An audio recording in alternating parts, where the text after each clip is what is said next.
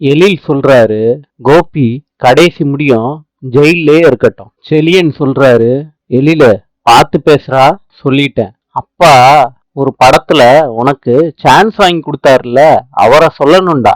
செலியா நிறுத்துறா, நான் படம் பண்ணணும்னா அம்மா பூஜையில கலந்துக்க கூடாதுன்னு ப்ரொடியூசர் கிட்ட சொல்லி என்கிட்ட சொல்ல சொன்னார்ரா.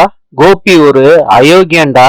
கமலா சொல்றாங்க ராதிகா கிட்ட, மாப்பிளைய மொத வீட்டுக்கு கூட்டிட்டு வரணும்.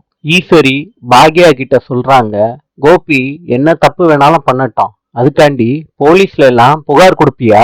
அத்தை, நீங்க என்ன சொன்னாலும் சரி, தப்பு செஞ்சவங்க தண்டனைய அனுபவிச்சுதான் ஆகணும். ராதிகா கமலா கிட்ட சொல்றாங்க, நான் ஸ்டேஷன் வாசல்ல கோபிக்காண்டி வந்து நிக்க மாட்டேன். இன்ஸ்பெக்டர் கோபிய பார்த்த உடனே, கான்ஸ்டபிள் கோபிய உள்ள தூக்கி போடுங்க அப்படின்னு சொல்றாரு. கோபி அதிர்ச்சி ஆறாரு. சார்னு சொல்றாரு. நாளை சந்திப்போம்.